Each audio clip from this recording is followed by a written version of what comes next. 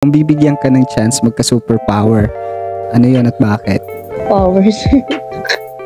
Kilikili powers. Ano? Kilikili powers. Ay, Sa school namin, ang daming kilikili powers dun. Kung gusto mo ng powers, punta ka sa room namin. Sa school namin. Ang daming kilikili powers dun. isa ka na ba dun? Ganun. Hindi oh. Wow. Nagbalinis. Punta ka doon para malay mo makabilang ka doon. Ay, wow. Sasali niyo pa ako sa grupo niyo. Hindi ko grupo yun. Nag-back out na ako doon. Itinakwil ka rin kasi masyado daw yung malakas yung sayo. Nasasapawan daw sila. Punta ka doon. Nakakatawa yun. Siyempre. Good morning. Ilang taong ka na tagasan ka? Hi. 26 po ako. Taga Marikina po. Ilan na yung asawa mo? Ha? Baka isa pa lang ikaw. Ay, wow. Ikaw, taga saan ka? Taga-summer ako. Layo. Ha? Putang ina. Itatanong ko sana kung dyan ba sa inyo ang Biringan? Ha?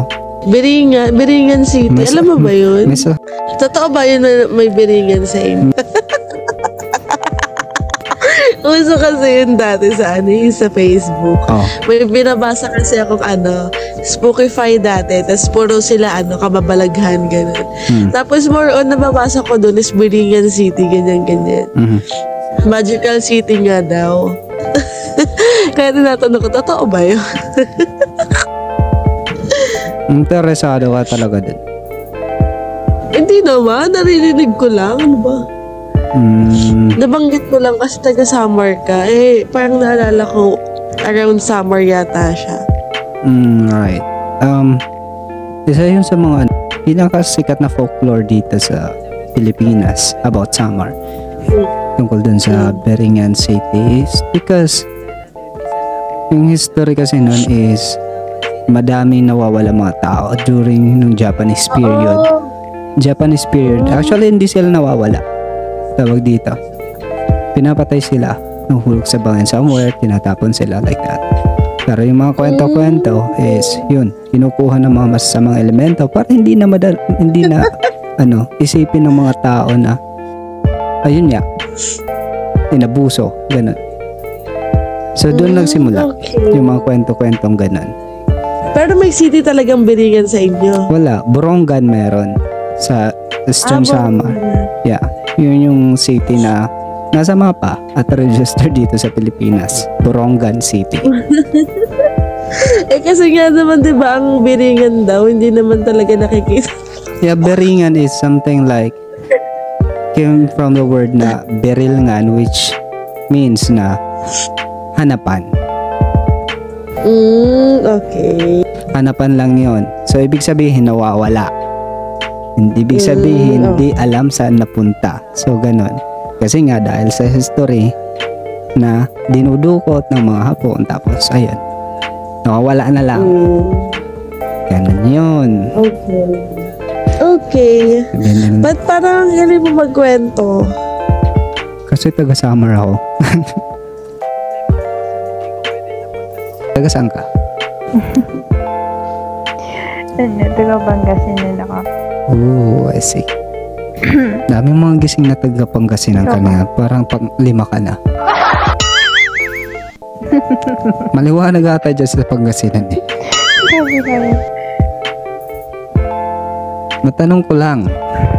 Kabilugan ng buwan. Ay, mga aswang.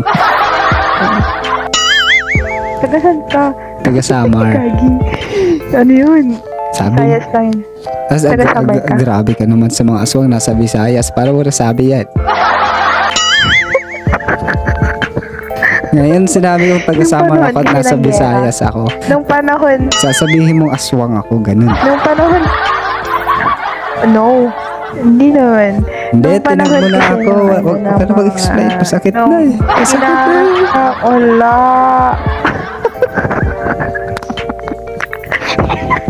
Just kidding. Ano kasi nung panahon ng ano, di ba? Ng gera. Ano, mga aswang Kung yung saan minsan, nag-defeat diba? sa mga Yun nga, ano, diba? sa mga Hapon, ganon. Sabi tayo. Yeah. Ilang yan. Tingnan mo, madami manananggal, ganon. So, panahon ng gera, liliparan. Yung iba naging werewolf, ganon. Aba, kakaiba yun. Magpasalamat yung Pilipinas at madami silang mga warriors na ganon, di ba? Ang tindi. Tindi pala mga taga-Visayas. Kasi, di ba, kung ang ibang bansa is sundalo talaga, sa atin is maliit lang. So, ang panlaban natin sa gera is mga aswang. Tapos mga taga-Visayas talaga yung sinabi niya. Hindi, kalat naman. May kalat naman, wow. Yan yung kinalat mo na. Dinamin mo na yung iba. Tapos sasabihin mo ngayon, yung mga taga-Pangasinan, hindi. Exempted sila. Ang galing. O, tawang-tawa. Masaya. Masaya tayo. Hindi, wait lang. Hindi lang naman kasi aswang yung ano. Yung ano, tuloy mo.